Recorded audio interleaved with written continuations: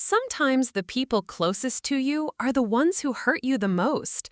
My brother Marcus thought he was clever when he drained my college fund to pay for his gambling debts. He assumed I'd just roll over and accept it, maybe even forgive him eventually. What he didn't count on was me playing the long game. 15 years later, when his twin daughters were about to graduate high school, I made sure they'd learn the same lesson he taught me, that dreams can disappear in an instant when family betrays you. I'd love to know which corner of the globe you're watching from. And if this story speaks to you, make sure to subscribe. Tomorrow's video is one you absolutely can't miss. My name is Eloise Wright, and this story begins when I was 17 years old, living in Cedar Rapids, Iowa. My parents, David and Patricia Wright, had been setting aside money for my education since I was born. Every birthday, every Christmas, every small windfall that came our way, a portion always went into what they called my future fund. By my senior year of high school, that account had grown to nearly $43,000. I remember the exact moment I found out it was gone. It was a Tuesday morning in March, 2 weeks after I'd received my acceptance letter to Northwestern University. I was sitting at the kitchen table with my mom, filling out financial aid paperwork, when she called the bank to verify the balance for the FAFSA forms. The color drained from her face as she listened to the customer service representative. She asked them to repeat the information twice, her voice getting smaller each time. When she hung up, her hands were shaking. "There's only $237 left," she whispered. The world tilted sideways. Northwestern wasn't just any school for me, it was my dream. I'd worked 3 jobs throughout high school to save every penny I could for expenses the fund wouldn't cover. I'd maintained a 4.2 GPA while working at the local diner on weekends, babysitting for neighbors on weeknights, and doing data entry for my uncle's insurance company during school breaks. My dad came home early that day, something he never did. He was a supervisor at the John Deere plant and took his responsibilities seriously. But when Mom called him, sobbing into the phone about the missing money, he dropped everything and raced home. The 3 of us sat in that kitchen for hours, making phone calls and trying to piece together what had happened. The bank records showed a series of withdrawals over the past 6 months, all authorized by someone with access to the account details. The signature on file matched my father's, but he swore he'd never made any of those withdrawals. It wasn't until Thursday that we discovered the truth.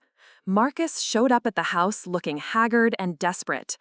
At 24, he'd always been the golden child, charismatic, athletic, and charming enough to talk his way out of any trouble. But the person standing in our doorway that day was a shadow of the brother I'd grown up idolizing. He confessed everything in a torrent of words, pacing back and forth across our living room like a caged animal. He'd been gambling for 2 years, first at the Riverboat Casino in Davenport, then online when his losses mounted. What started as occasional poker games with friends from his construction job had escalated into a full-blown addiction. Marcus had stolen Dad's identity, used his social security number and personal information to gain access to accounts, and systematically drained my college fund to cover his mounting debts. The $42,800 that represented 17 years of my parents' sacrifices and my future had disappeared into the pockets of bookmakers and casino owners. "I was going to pay it back," he kept saying, tears streaming down his face. "I had this sure thing, this system. I was going to win it all back and put the money back before anyone noticed." My father, a man who'd never raised his hand to either of his children, looked ready to commit violence.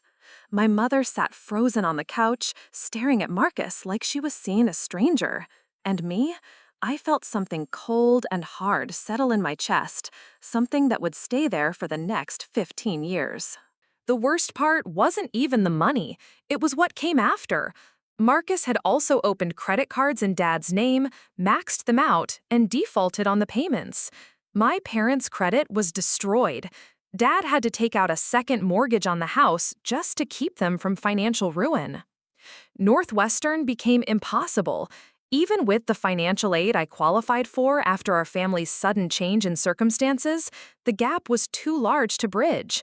I ended up at the local community college instead, watching my dreams crumble while my brother checked himself into a rehabilitation program that cost more money my parents didn't have.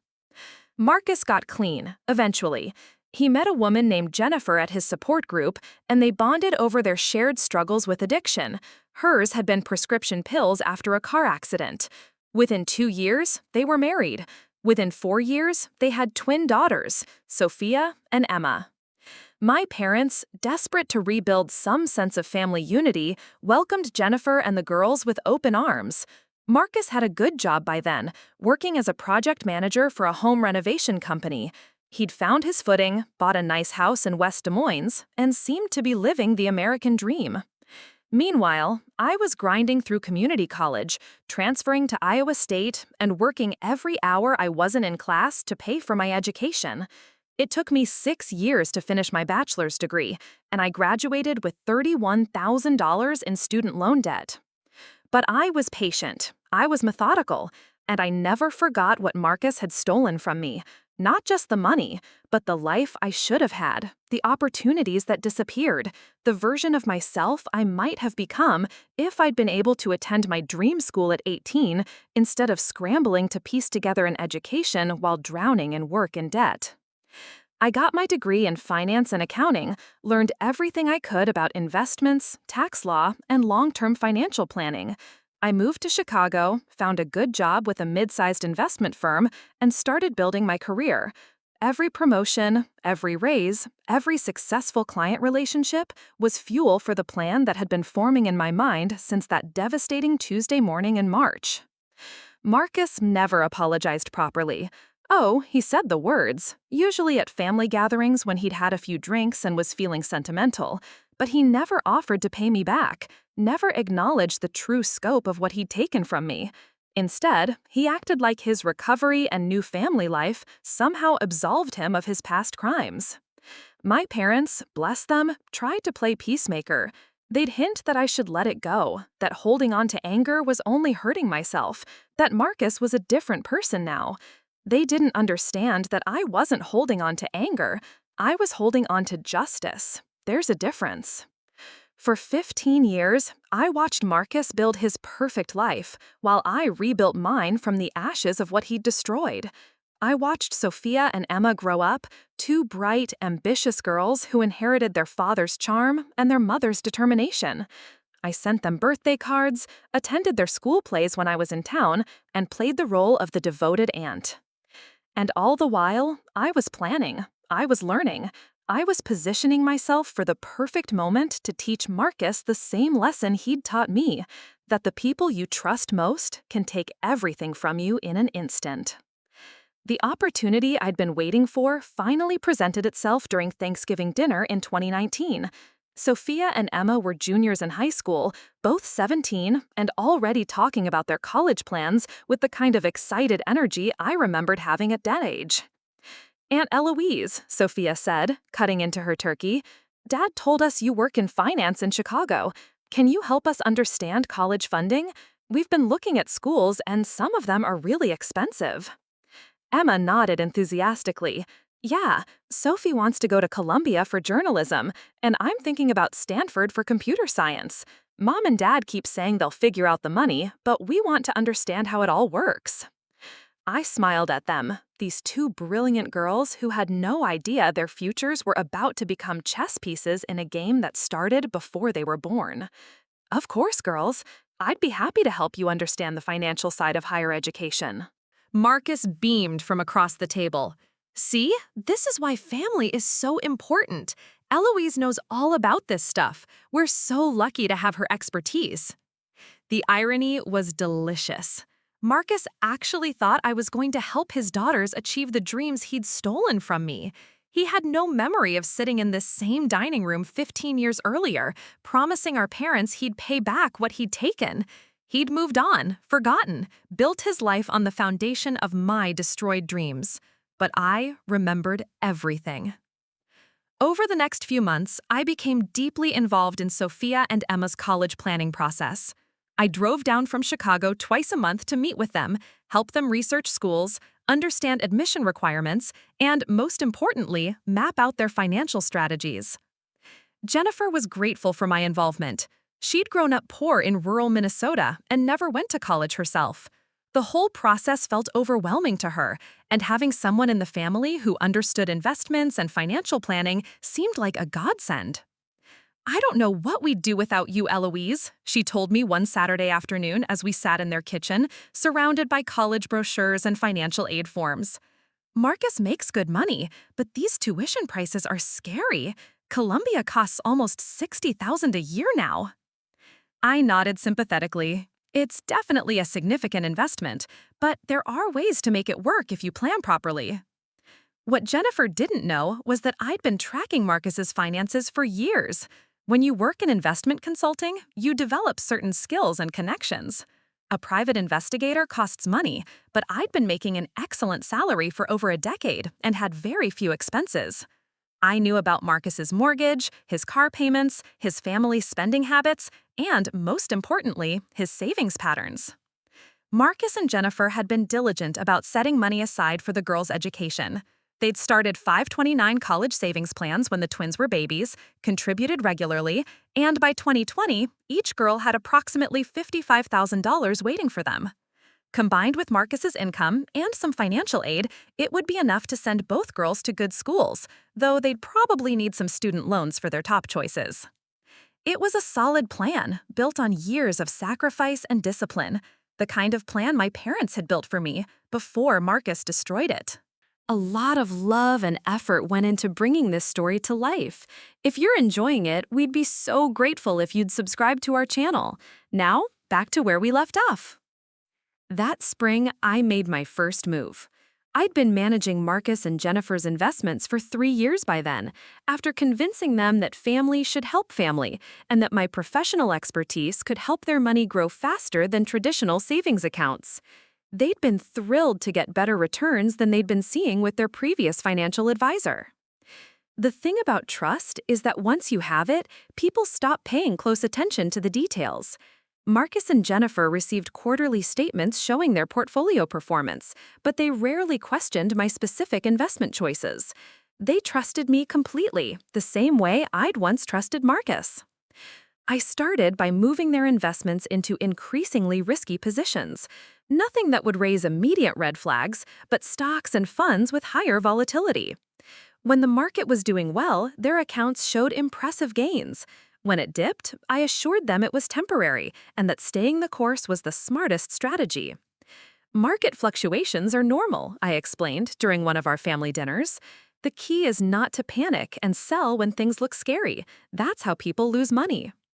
Marcus nodded knowingly. He'd learned just enough about investing over the years to sound informed in conversations, but not enough to actually understand what was happening to his money. By summer 2020, I'd positioned their entire college fund portfolio in high-risk investments, just as the pandemic was creating unprecedented market volatility. Tech stocks were soaring, but so were the risks. I moved their money into companies that looked promising on paper but had unstable fundamentals. Meanwhile, I was having regular college planning sessions with Sophia and Emma. They'd both been accepted to several schools for early admission consideration, and we spent hours going over their options, calculating costs, and discussing their dreams for the future. "I want to be an investigative journalist," Sophia told me one afternoon. "I want to expose corruption and tell stories that matter. Columbia has the best program in the country for that." Emma was equally passionate about her goals. "I'm going to work in artificial intelligence. Stanford's computer science program is ranked #1, and they have connections to all the major tech companies. I could change the world, Aunt Eloise." Their enthusiasm reminded me painfully of my own teenage dreams. I'd wanted to study economics and international business at Northwestern, imagining a future where I'd work for the State Department or maybe the World Bank. I'd had it all planned out, just like these girls did. The difference was that my dreams had been stolen by someone who was supposed to protect them. Now, I was in a position to teach Marcus what that felt like. In September 2020, I made my final moves. I liquidated the majority of their college fund investments and moved the money into cryptocurrency and penny stocks, investments so volatile they could disappear overnight. I covered my tracks carefully, creating documentation that made it look like Marcus had authorized these transactions himself, frustrated with the slow growth of traditional investments and eager for bigger returns. The crash came in November. A combination of regulatory announcements, market corrections, and pure bad luck wiped out nearly 70% of their college savings in 3 weeks. Both 529 accounts, which had contained over $110,000 total just months before, were suddenly worth less than $30,000. I got the call from Jennifer on Thursday evening. She was sobbing so hard I could barely understand her words. "Eloise, something terrible has happened with the girls' college funds. The money is almost gone. We don't understand what happened. Can you help us figure this out?" I drove down to Cedar Rapids that weekend, playing the role of the concerned sister-in-law trying to solve a mystery. Marcus was frantic, pulling up account statements on his laptop and showing me transaction after transaction he swore he'd never authorized. "I don't understand this," he kept saying. "These investments, these cryptocurrency things, I never bought any of this. Someone must have hacked the accounts." I sat at their kitchen table, reviewing the paperwork with a furrowed brow, asking all the right questions and expressing all the appropriate concerns. Inside, I felt the same cold satisfaction I'd been carrying for 15 years, finally beginning to warm into something approaching justice. The girls were devastated. Their dreams of Columbia and Stanford suddenly seemed impossible.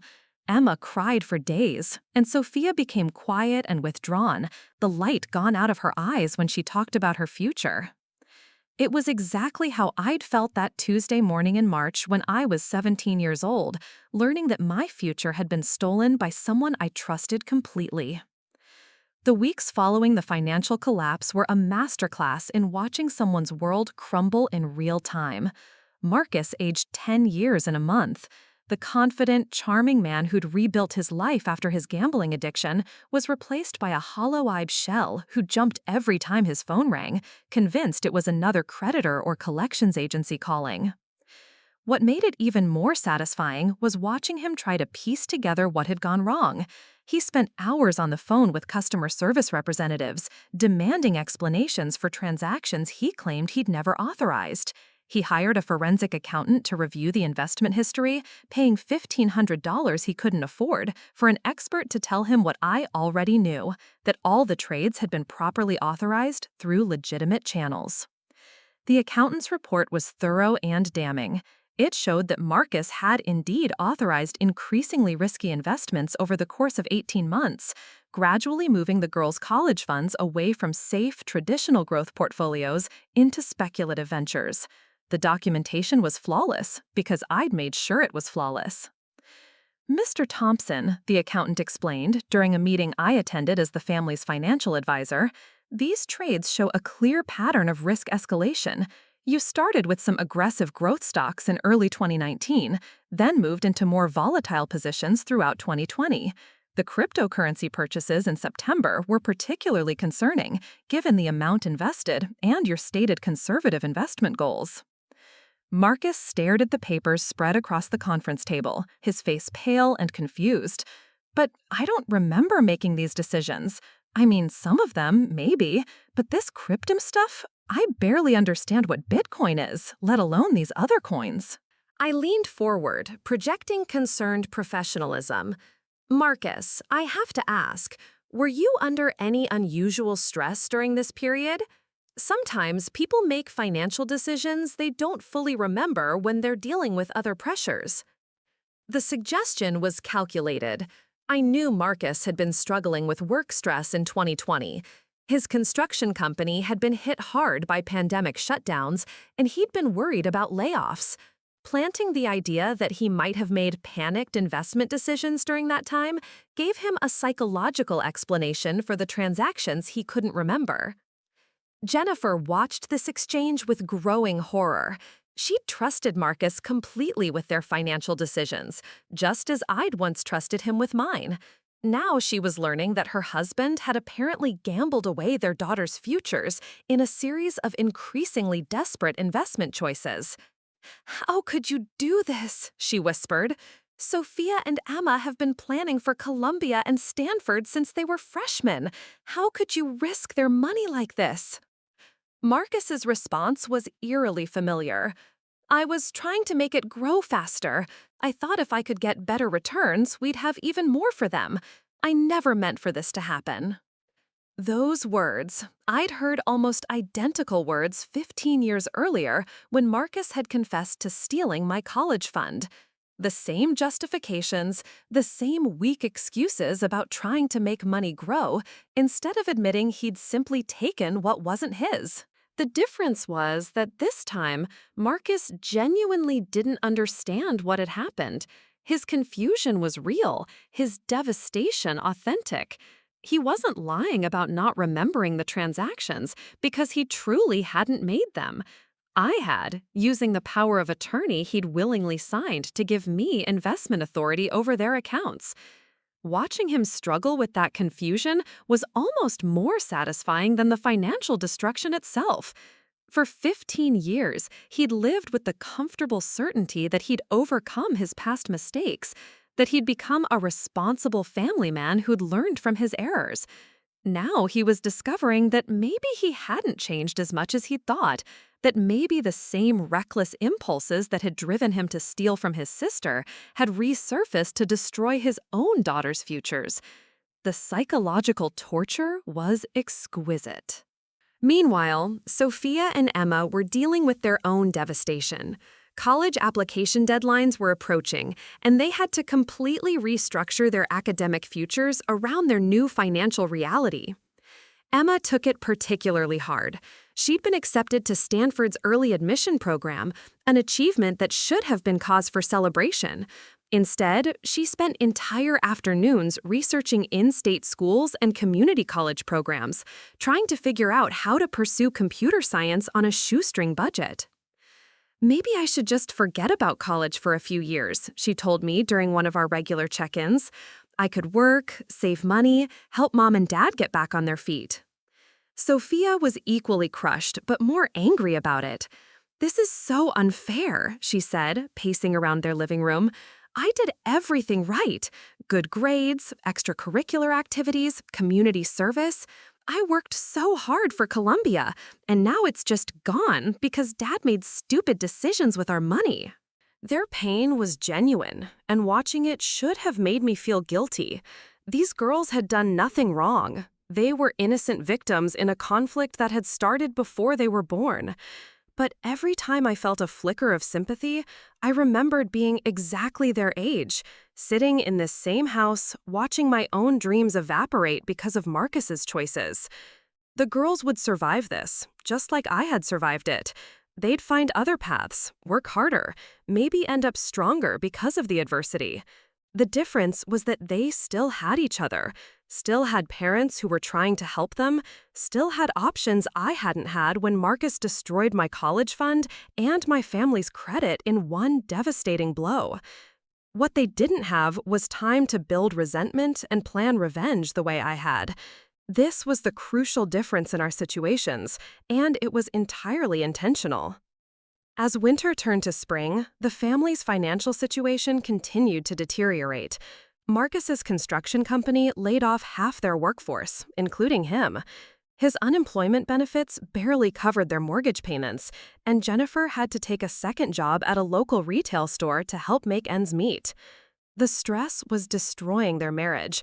I could see it during family gatherings, the way they snapped at each other over small things, the way Jennifer looked at Marcus with a mixture of disappointment and betrayal that I recognized all too well.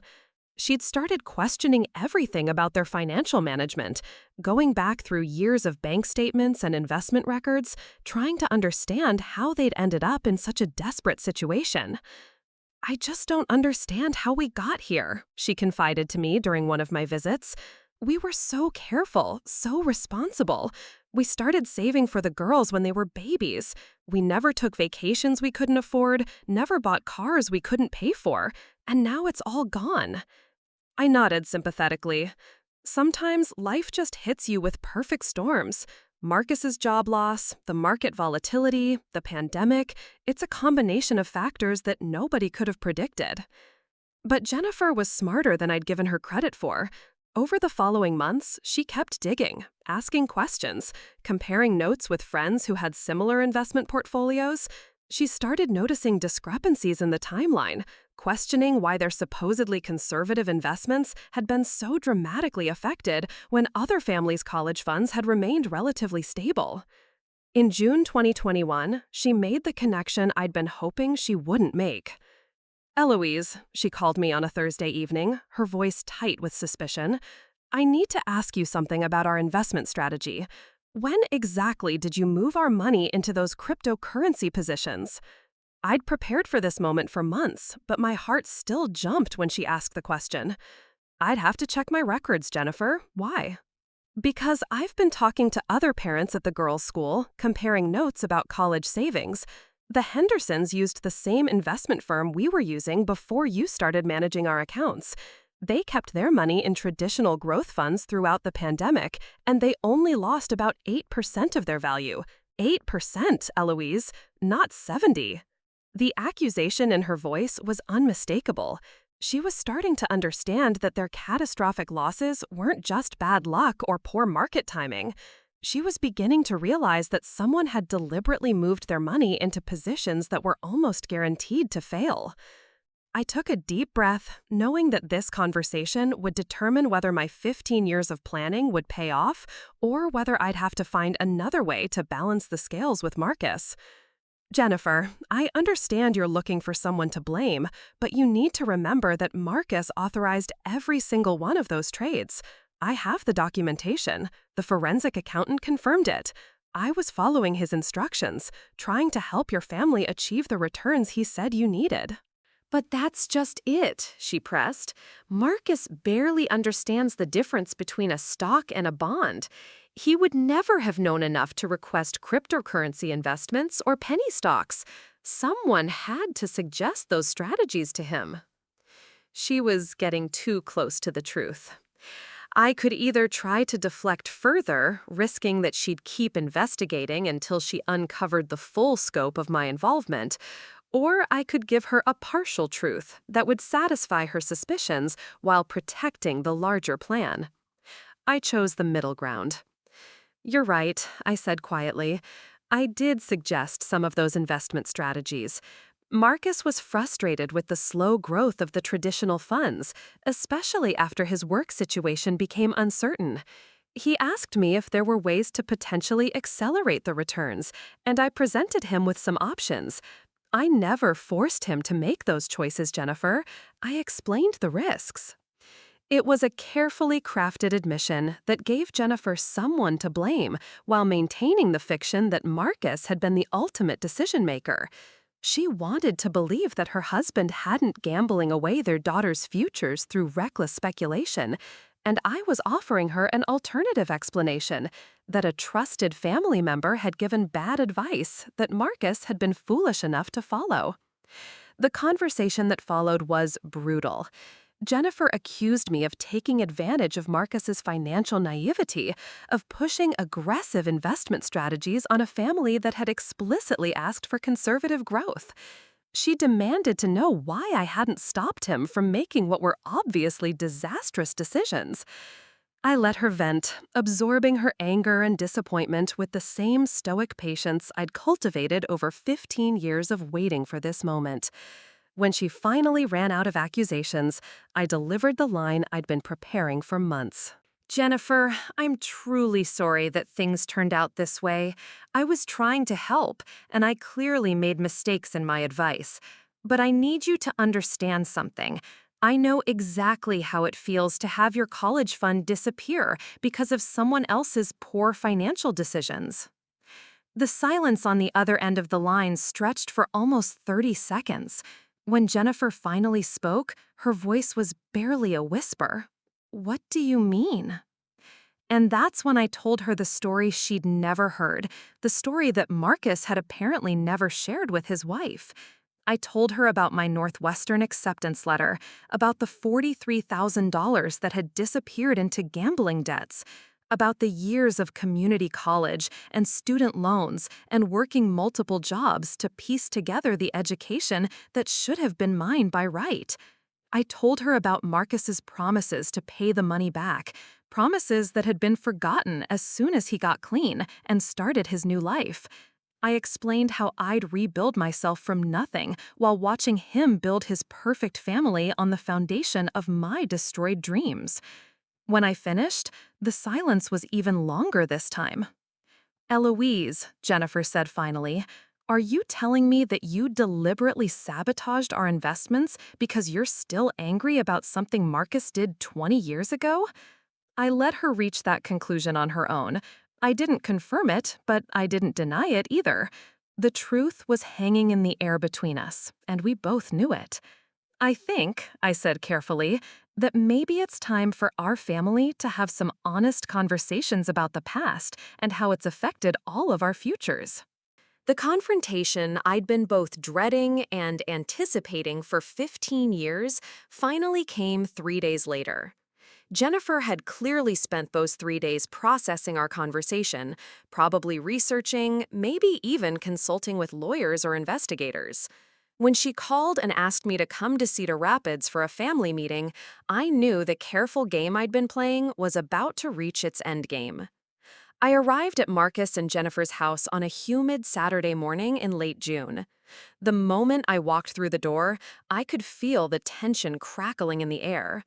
Marcus was sitting at their kitchen table, surrounded by stacks of financial documents, bank statements, and printed emails.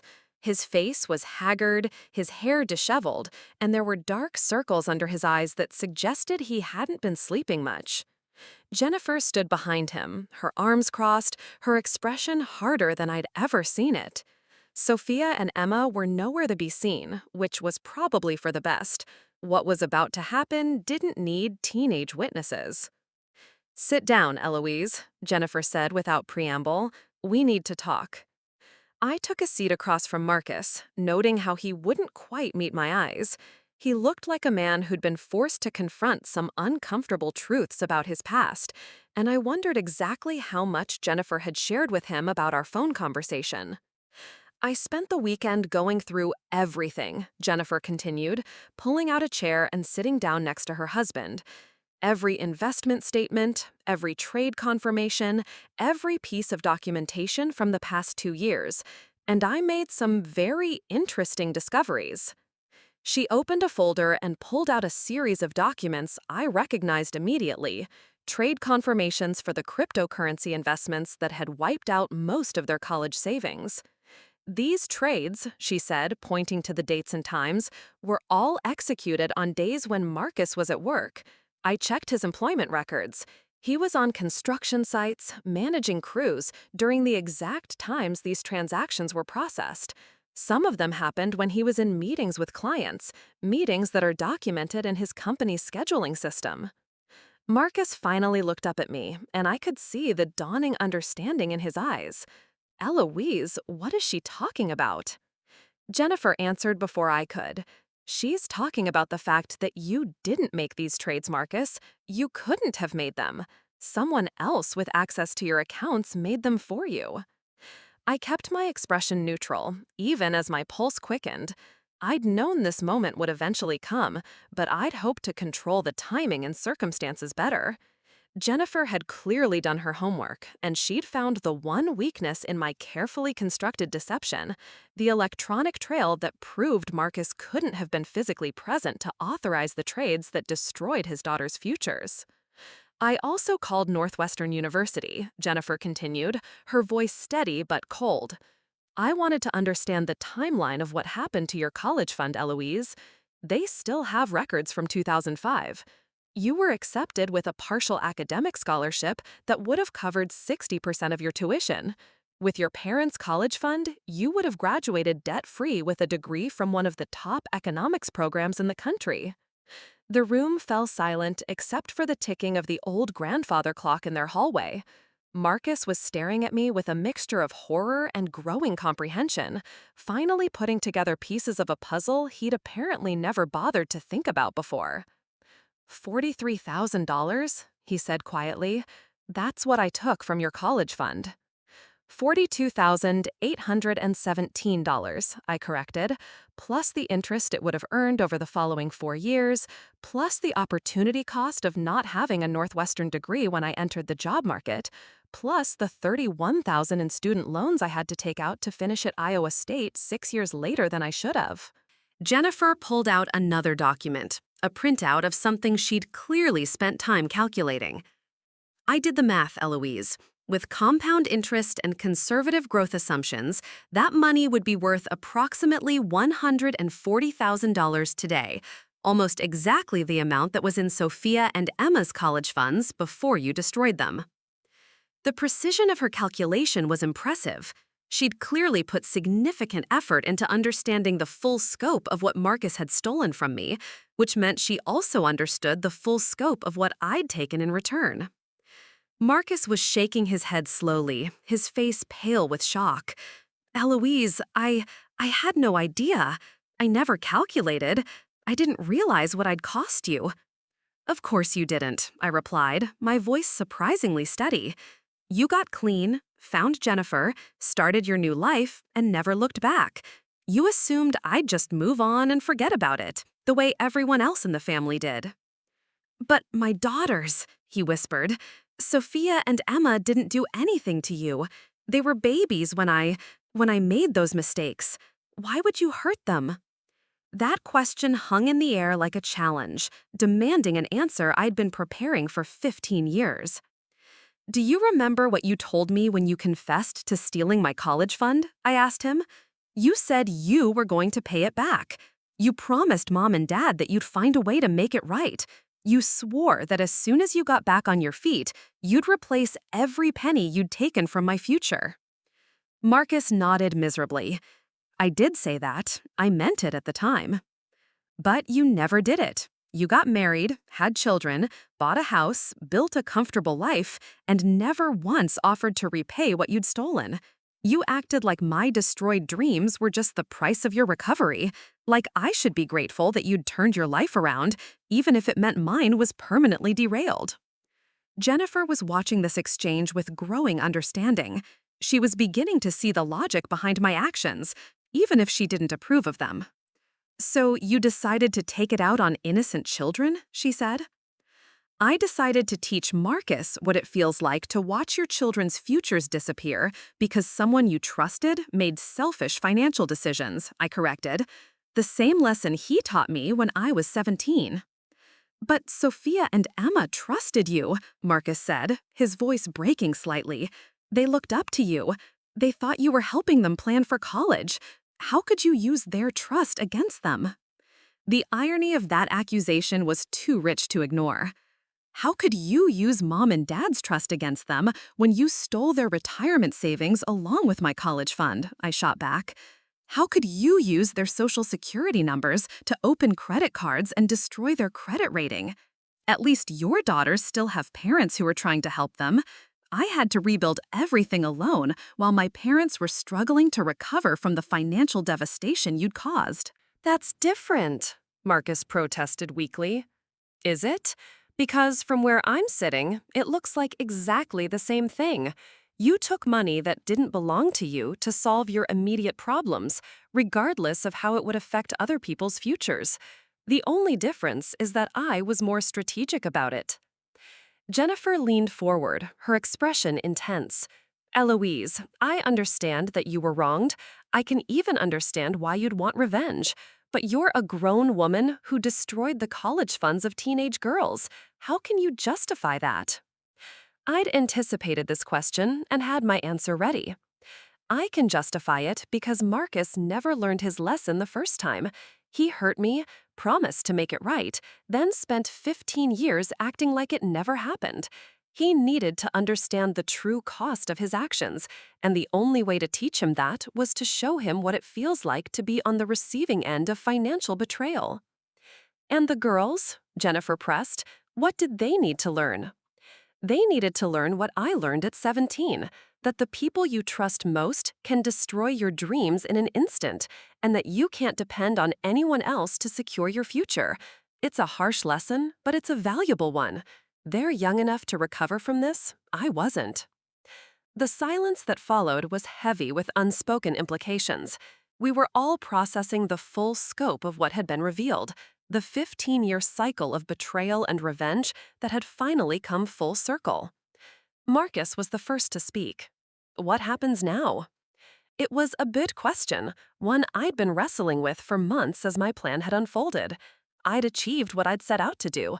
I'd shown Marcus the true cost of his actions and made him feel the same powerless devastation I'd experienced. But the girls were still innocent victims, and despite everything, I wasn't completely heartless. Now, I said, reaching into my purse and pulling out a manila envelope, we are discussing the terms of making this right. I placed the envelope on the table between us. Jennifer and Marcus stared at it like it might explode. "What is this?" Jennifer asked suspiciously. "Open it." Jennifer picked up the envelope and pulled out the contents, a series of financial documents and account statements. Her eyes widened as she processed what she was seeing. "These are," she started, then trailed off as she flipped through the pages. "Investment accounts in Sophia and Emma's names," I confirmed. "I've been tracking the growth of your college funds for 2 years, calculating exactly how much your money would have been worth if it had been invested properly instead of being gambled away in cryptocurrency and penny stocks." Marcus leaned over to look at the statements, his face a mask of confusion. "I don't understand. Are you saying you didn't lose our money?" "I'm saying I moved your money," I clarified. "I transferred it out of your accounts and into secure investments that I've been managing separately.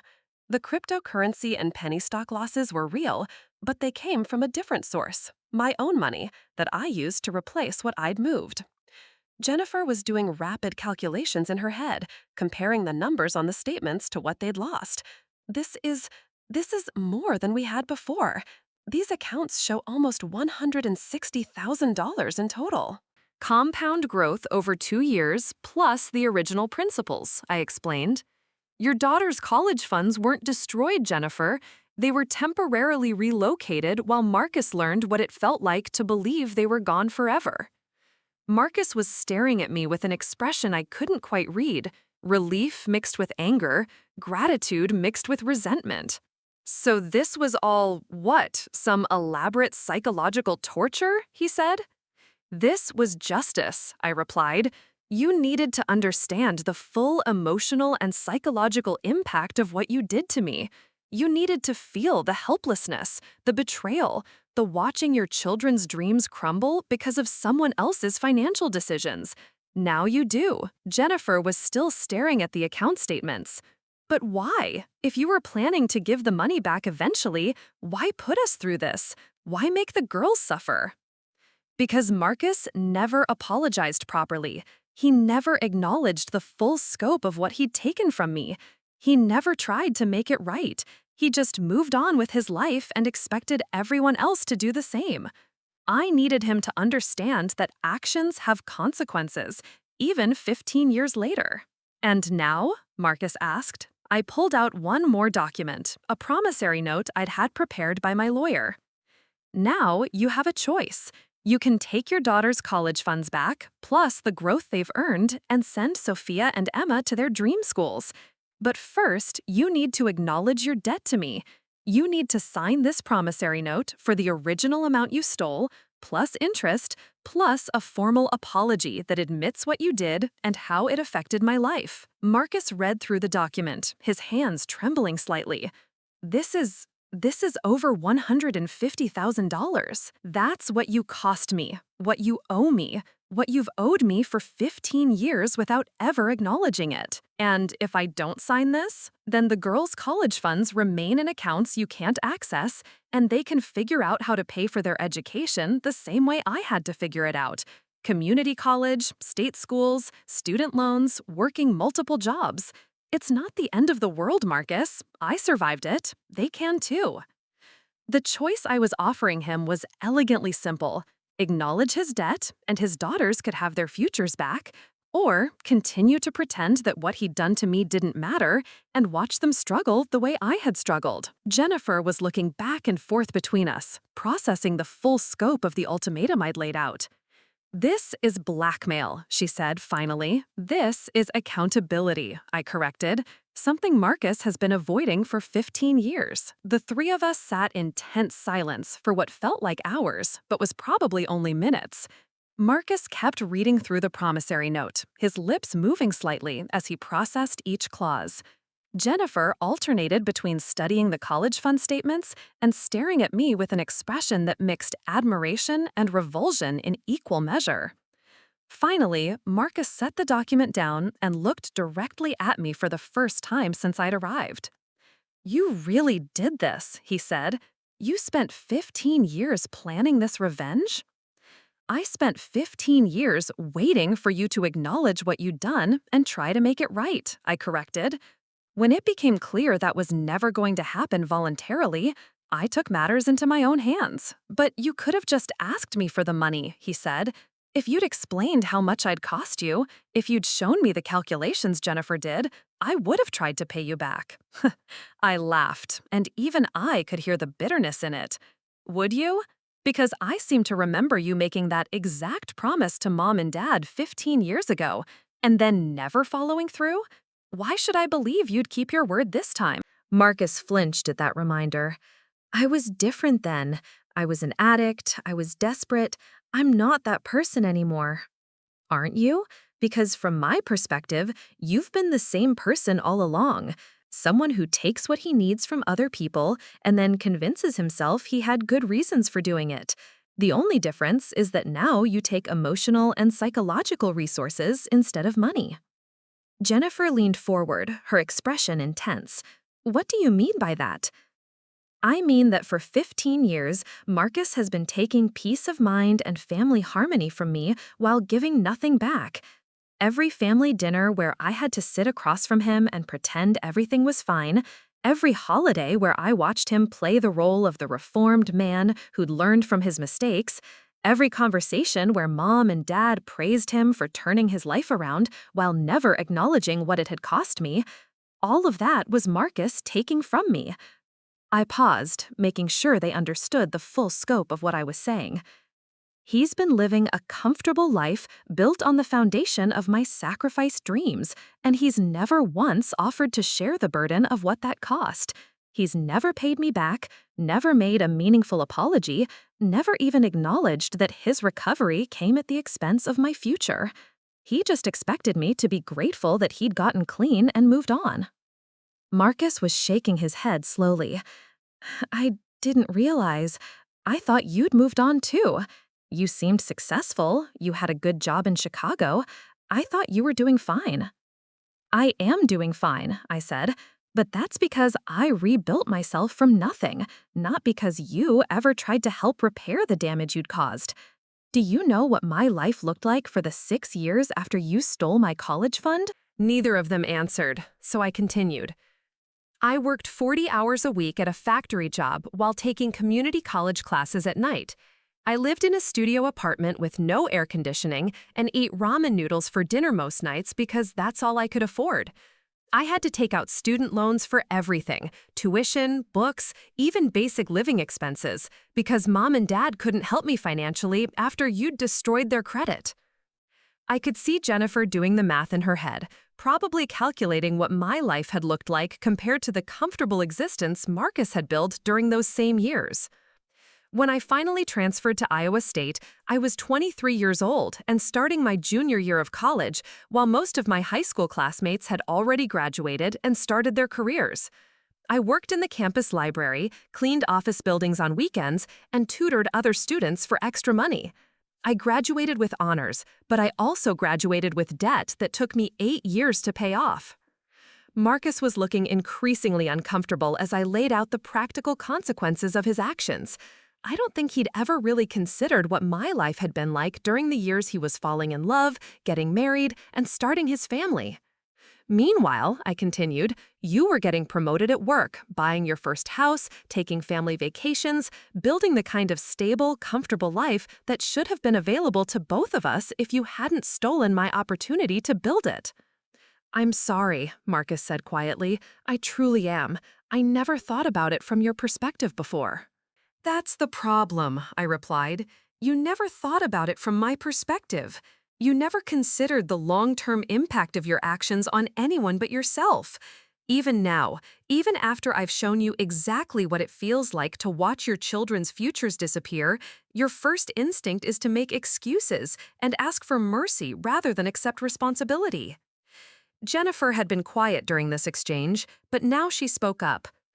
Eloise, I understand your anger. I even understand your desire for revenge. But you're asking Marcus to pay you back money that he doesn't have. We barely make our mortgage payments now that he's unemployed. How could he possibly pay you $150,000? It was a fair question, and one I'd anticipated. He doesn't have to pay it all at once. The promissory note includes a payment plan, $500 a month for the next 25 years. It's roughly what I paid in student loans to get the education that should have been free for me. I pulled out a calculator and showed them the math. $500 a month is less than what most families pay for a car payment. It's manageable, especially once Marcus finds another job. And it means that for the next 25 years, every month, he'll be reminded of what his actions cost and why accountability matters. Marcus stared at the numbers, probably calculating how that monthly payment would affect their family budget.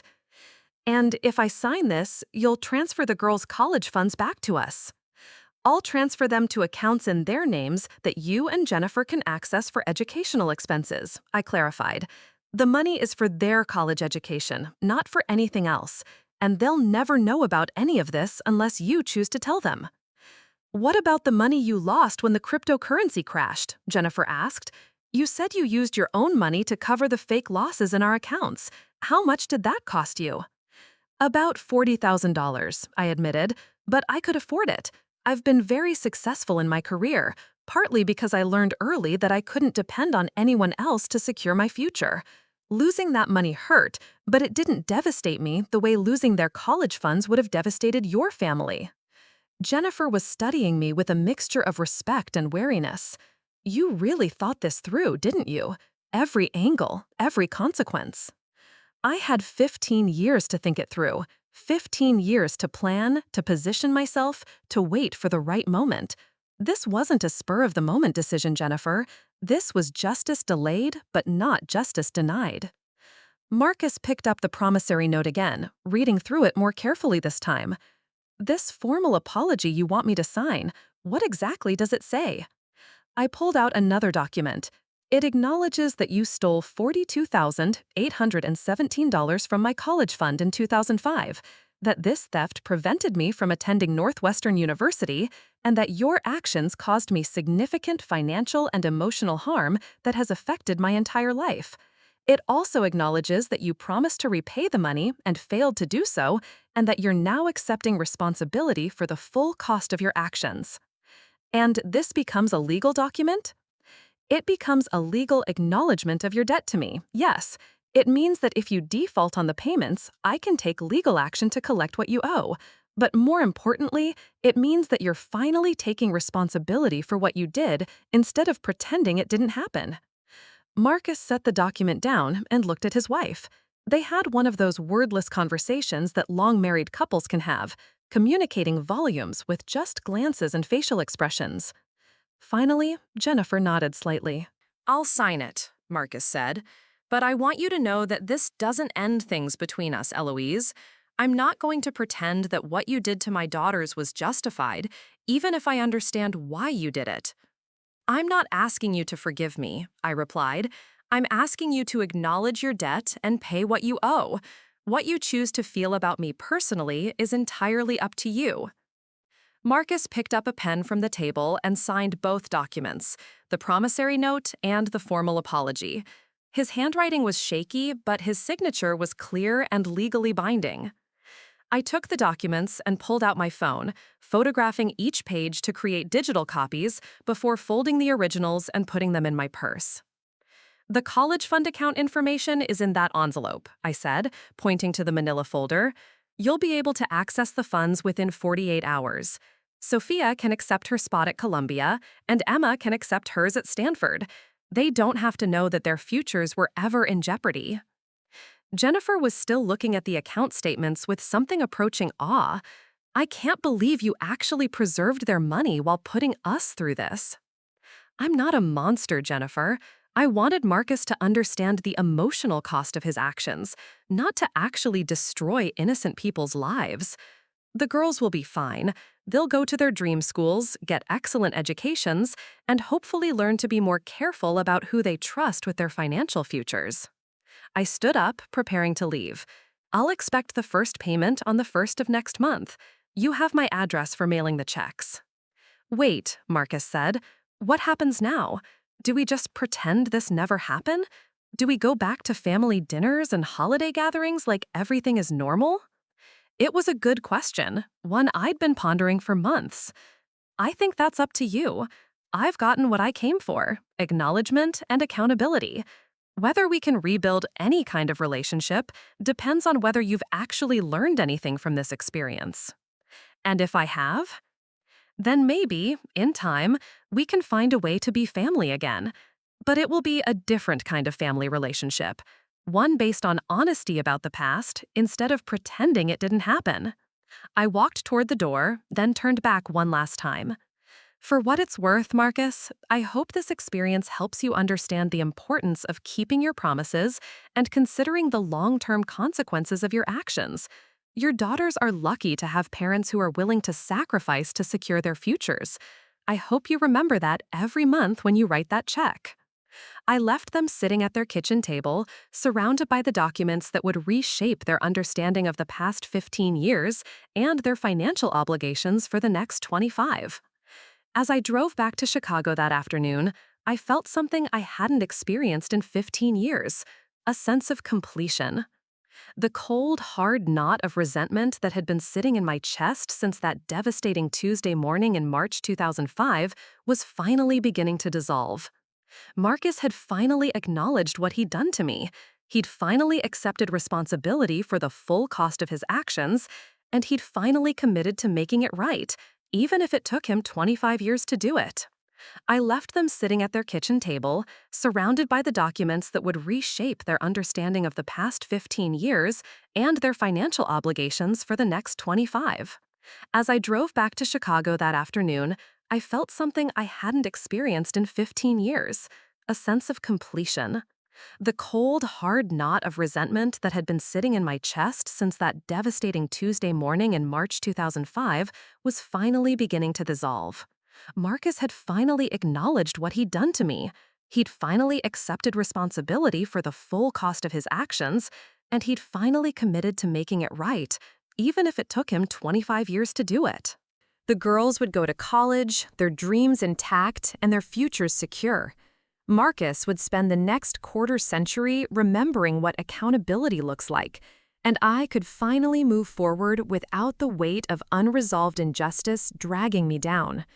Justice, I realized, doesn't always look like punishment. Sometimes it looks like education. Sometimes it looks like forcing someone to walk in your shoes until they understand what you've been carrying all along. 6 months later, I received the first payment, a check for $500 with "For Eloise's college fund debt" written in the memo line. Marcus had also included a short note saying that Sophia was thriving at Columbia and Emma was loving Stanford, and thanking me for preserving their opportunities even while teaching him such a painful lesson. I deposited the check and filed the note away with all the other documents from this long, complicated story. Then I opened my laptop and started researching graduate programs in international economics. After all, I'd never gotten to pursue that master's degree I'd dreamed about at 17. But now, at 37, with my financial future finally secure and my past finally resolved, it seemed like the perfect time to chase the dreams that had been deferred but never truly abandoned. Northwestern's graduate program was highly competitive, but they had an excellent track record of working with non-traditional students who brought real-world experience to their academic pursuits. I started working on my application that very night. The months that followed were unlike anything I'd experienced in the previous 15 years. For the first time since that devastating March morning in 2005, I wasn't carrying the weight of unresolved anger. The constant background hum of resentment that had colored every family interaction, every career decision, every relationship I'd attempted to build was finally gone. It was strange, almost disorienting, to live without that driving sense of injustice. I'd built my entire adult identity around the careful cultivation of my anger, the methodical planning of my revenge, the patient accumulation of power and resources needed to balance the scales. Now that the balance had been restored, I wasn't entirely sure who I was supposed to be. My work performance actually improved dramatically. Without the mental energy I'd been dedicating to tracking Marcus's life and planning his downfall, I found myself able to focus completely on my clients' portfolios. My investment recommendations became sharper, my risk assessments more accurate, my client relationships deeper and more meaningful. Within 6 months of the confrontation in Cedar Rapids, I'd been promoted to senior portfolio manager and given a substantial raise. My supervisor, Patricia Chen, called me into her office on a Friday afternoon in December to deliver the news. "Eloise, I don't know what's changed for you this year, but your performance has been exceptional," she said, sliding a contract across her desk. "Your clients trust you completely, your returns are consistently above market averages, and your strategic thinking has impressed everyone in senior management. We'd like to offer you a partnership track position." Partnership. It was something I'd been working toward for years, but had never quite achieved. The financial services industry was notoriously difficult for women to advance in, especially women who hadn't attended Ivy League schools or come from wealthy, connected families.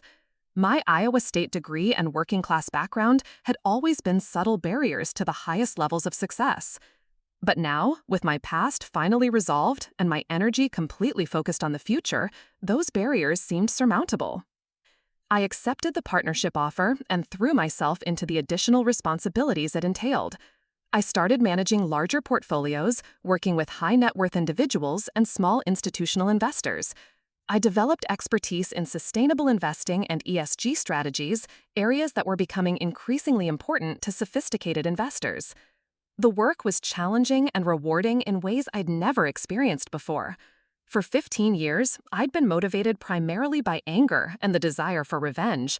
Now I was motivated by genuine passion for financial strategy and a desire to help people build secure futures for themselves and their families. The irony wasn't lost on me. I'd become exactly the kind of advisor I wished my family had had when I was 17, someone who understood the devastating impact of financial betrayal and was committed to protecting people from experiencing what I'd experienced. My personal life began to change as well. I'd avoided serious relationships throughout my 20s and early 30s, partly because I was too focused on my career and revenge planning, but mostly because I didn't trust anyone enough to let them get close. The experience of being betrayed by Marcus had left me with deep-seated trust issues that affected every aspect of my life. But with my anger finally resolved, I found myself more open to connection. I started dating Michael Torres, a fellow Northwestern alumnus who worked as a public defender in Chicago. We'd met at an alumni networking event, and he'd been pursuing me gently for months before I finally agreed to go out with him. Michael was different from anyone I'd ever been involved with. He was passionate about social justice, committed to helping people who couldn't afford legal representation, and completely uninterested in accumulating wealth or status symbols. He drove a 10-year-old Honda Civic, lived in a modest apartment in Logan Square, and spent his free time volunteering for legal aid organizations. At first, his idealism struck me as naive. I'd spent 15 years learning that the world was fundamentally unfair, that justice was something you had to take for yourself, that trusting other people was a luxury I couldn't afford. Michael's belief that the system could be reformed, that people were fundamentally good, that justice was worth pursuing even when it was difficult, all of that seemed impossibly optimistic. But as we spent more time together, I began to see the world through his eyes. He told me stories about clients he'd helped, immigrants facing deportation, teenagers caught up in the juvenile justice system, domestic violence survivors trying to escape abusive relationships. His work was difficult and often heartbreaking, but he approached it with a combination of pragmatism and hope that I found both admirable and attractive. The system is broken, he told me over dinner one night, but that doesn't mean we should stop trying to fix it. Every person we help, every injustice we correct, every small victory we achieve, it all adds up to something meaningful. I found myself sharing the story of Marcus and the college fund with Michael, something I'd never done with any of my previous romantic interests. I told him about the 15 years of planning, the careful manipulation of investments, the psychological warfare I'd waged against my own family. I expected him to be shocked, maybe even disgusted. Instead, he listened thoughtfully and asked careful questions about my motivations and methods. "I can understand why you did it," he said finally. "You were wronged, you tried the conventional routes to justice, and when those failed, you took matters into your own hands. But I'm curious, do you feel like it actually resolved anything for you?" It was a question I'd been wrestling with for months. Yes and no, I admitted. I got the acknowledgement I wanted, and Marcus is finally paying me back, but I also spent 15 years of my life consumed by anger and revenge planning. I accomplished my goal, but I'm not sure the cost was worth it. What would you do differently if you could go back? I thought about that for a long time. I think I would have confronted him directly, much earlier. I would have demanded that he acknowledge his debt and set up a payment plan. I would have involved my parents, made it a family issue instead of carrying it alone for so many years. And if he'd refused? Then I would have pursued legal options, or at least made his refusal public. I think the elaborate revenge plot was excessive. Satisfying, but excessive. Michael nodded. The desire for revenge is human, but so is the capacity for forgiveness and moving forward. It sounds like you've learned something important about yourself through this experience. He was right. The experience had taught me as much about my own character as it had about Marcus's. I'd learned that I was capable of remarkable patience and strategic thinking, but also that holding on to anger for extended periods was exhausting and ultimately self-destructive. As my relationship with Michael deepened, I found myself thinking more about the future and less about the past. We talked about traveling together, maybe buying a place in the city, the possibility of starting a family someday. These were conversations I'd never imagined having, dreams I'd never allowed myself to consider. Meanwhile, my Northwestern graduate school application was progressing through the admissions process. I'd taken the GRE and scored in the 95th percentile, written essays about my career goals and academic interests, and gathered letters of recommendation from colleagues and clients. The admissions interview was scheduled for a cold February morning at Northwestern's downtown Chicago campus. I took the train up to Evanston, walking through the campus I should have known as an undergraduate 20 years earlier. The interview went well. The admissions committee was impressed by my professional experience and my commitment to sustainable investing practices. They were particularly interested in my research proposal, which focused on the psychological and sociological factors that drive individual investment decisions. Your background gives you a unique perspective on how financial decisions affect families and communities, Professor Rachel Kim told me. We're always looking for students who can bring real-world experience to complement their academic studies. 3 weeks later, I received the acceptance letter. Northwestern University was offering me a spot in their Master of Science in Economics program with a partial graduate assistantship that would cover most of my tuition costs. I called Michael first, then my parents, then, after some hesitation, Marcus and Jennifer. I wanted them to know that I was moving forward with my life, that the chapter we'd closed together had opened new possibilities for all of us. Jennifer answered the phone, and I could hear genuine warmth in her voice when I told her about the acceptance. "Eloise, that's wonderful news. I know how much Northwestern meant to you. This feels like the circle is finally complete." She was right. Starting graduate school at Northwestern at 38 wasn't the same as attending as an undergraduate at 18, but it was meaningful in its own way. I was finally getting the education I dreamed of, just 2 decades later than originally planned. Marcus got on the phone to congratulate me as well. Our relationship would never be the same as it had been before his betrayal, but we'd found a way to coexist that acknowledged the past without being trapped by it. "I'm proud of you, Eloise," he said, and I could hear that he meant it. "I know I cost you a lot of opportunities, and I'm glad you're finally getting the chance to pursue your dreams." "Thank you," I replied, "and thank you for keeping up with the payments. It means more than just the money. It means you're taking responsibility." As I prepared to start graduate school that fall, I reflected on the long, complicated journey that had brought me to this point.